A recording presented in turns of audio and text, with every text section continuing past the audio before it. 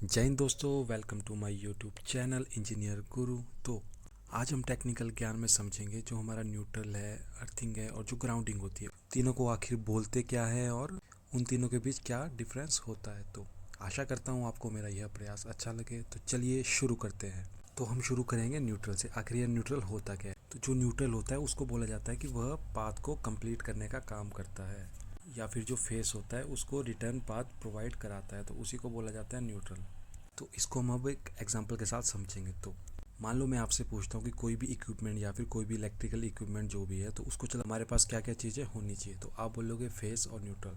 पर एक्चुअल में ऐसा नहीं होता है। जो भी एक हमारा इलेक्ट्रिकल इक्विपमेंट होता है उसको चलाने के लिए हमें तीन चीज़ों की ज़रूरत होती है, एक फेस, एक न्यूट्रल और एक रेजिस्टेंस। जो रेजिस्टेंस होता है वो आपके लोड के ऊपर डिपेंड करता है। अगर आपका लोड भी नहीं होगा तो आपका करंट भी फ्लो नहीं करेगा, और अगर आपका लोड भी नहीं होगा तो जो रिटर्न पाथ न्यूट्रल दे रहा है वो भी नहीं हो पाएगा। इन सिंपल भाषा में जो भी हमारा इलेक्ट्रिकल इक्विपमेंट होता है जिसको हमने चलाना है, तो उसके लिए हमें तीन चीज़ों की ज़रूरत होती है, फेस, न्यूट्रल और रेजिस्टेंस। रेजिस्टेंस क्या होता है? रेजिस्टेंस क्या करता है? जो आपका करंट का फ्लो होता है उसको कम करने की कोशिश करता है। इन टेक्निकल वे में इसको हम समझेंगे, it resist the flow of electrical current. अब मान लो हमारे पास कोई 60 वॉट का एक बल्ब है, तो हमने उस 60 वॉट के बल्ब में सप्लाई दी, तो वो बल्ब क्या करेगा? एक रेजिस्टेंस की तरह एक्ट करेगा। रेजिस्टेंस मतलब जितना करंट उस लोड को चलाने के लिए चाहिए उतना उसको देगा और बाकी आगे फ्लो कर देगा। तो 60 वॉट में क्या होगा? जो हमारा करंट फ्लो होगा वो होगा 0.25 एम्पीयर। तो उस बल्ब ने क्या करा? जितनी उसकी क्षमता थी उसने उतना करंट और वोल्टेज ले लिया, तो बाकी क्या बचा आगे? बाकी तो कुछ भी नहीं बचा, सारा तो उस बल्ब ने ही कंज्यूम कर लिया है। तो आगे क्या वोल्टेज जाएगी? आगे वोल्टेज जाएगी जीरो। तो वो जीरो जो वोल्टेज जाएगी वो जाएगी न्यूट्रल के थ्रू और वो एक सर्किट को कंप्लीट कर देगा। तब जाके जो हमारा 60 वॉट का बल्ब होगा तब जाके जलेगा। और वैसे ही जो हमारा कंडक्टर होता है, अगर हम बीच में कोई भी रेजिस्टेंस को नहीं लगाते हैं तो वो क्या करेगा? वो एक शॉर्ट सर्किट की तरह एक्ट करेगा। मतलब कोई भी उसमें रेजिस्टेंस नहीं होगा, तो वो जितना आ रहा है उतना ही उसमें आउटपुट में आगे करंट फ्लो करेगा।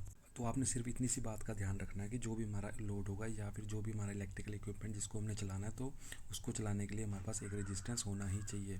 तो जैसे मान लो अगर हमने आउटपुट में हमें हीट प्रोड्यूस करनी है, तो जो आउटपुट में जो हमारा मटेरियल होगा हम उसका यूज़ करेंगे जिसका रेजिस्टेंस हाई होगा, का मेल्टिंग पॉइंट भी हाई होगा। तो इसीलिए हम यूज़ करते हैं हीटिंग के लिए नाइक्रोम और टंगस्टन का। नाइक्रोम का यूज़ जो आपके घरों में रूम हीटर यूज़ होता है, और जो टंगस्टन का यूज़ होता है वो मैक्सिमम बल्बों में यूज़ किया जाता है। मान लो कोई मोटर है, हमने उसको घुमाना है, तो हम क्या करेंगे? मोटर को घुमाने के लिए हमारे पास सिर्फ मैग्नेटिक फील्ड बनना चाहिए, तो हम जो उसमें मटेरियल यूज़ करेंगे उसका रेजिस्टेंस कम रखेंगे। इसीलिए हम क्या करते हैं, जो वाइंडिंग होती है वाइंडिंग को हम कॉपर का हम यूज़ करते हैं ताकि उसमें एक मैग्नेटिक फील्ड जनरेट हो जाए। मतलब कि जैसे जैसी हमारी ज़रूरतें हैं लोड को चलाने के लिए, हम उसी उसी प्रकार का उसमें मटेरियल का रेजिस्टेंस का यूज़ करेंगे। तो होप आपको जो न्यूट्रल की डेफिनेशन है वो आपको समझ आ गई होगी, और जो न्यूट्रल में वोल्टेज होती है वो आपकी ज़ीरो होती है, जो कि हमने समझ लिया है।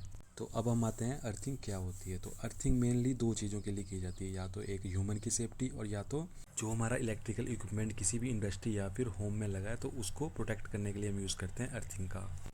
यह जनरली करता क्या है कि जो भी आपका इक्विपमेंट है अगर उसमें कोई लीकेज करंट आ जाता है तो उसको वो धरती में भेज देगा। जो भी उस इक्विपमेंट के पास खड़ा होगा या फिर कोई इंसान होगा तो उसको वह करंट नहीं लगने देगा। टेक्निकल वे में अगर इसका हमने आंसर देना है तो हम बोलेंगे ये it is a safety device protect from the leakage current. जो लीकेज करंट होगा उससे हमें बचाएगा। किसको बचाएगा? जो इक्विपमेंट होगा और या फिर जो ह्यूमन होगा उसको प्रोटेक्ट करेगा। तो अब हम आते हैं ग्राउंडिंग होती क्या है। तो कई जगह पे ग्राउंडिंग को अर्थिंग ही बोला जाता है, पर कई जगह पे नहीं बोला जाता है। वो क्यों नहीं बोला जाता है? क्योंकि जो हम ग्राउंडिंग को करते हैं वो हम करंट कैरिंग कंडक्टर को अर्थ करते हैं, तो उसी को बोला जाता है ग्राउंडिंग। अगर हम नॉन करंट कैरिंग वाले इक्विपमेंट को हम अगर अर्थिंग करेंगे तो उसको अर्थिंग ही बोला जाता है। इन सिंपल भाषा में जो ग्राउंडिंग की जाती है वह लोड अनबैलेंसिंग की कंडीशन में की जाती है।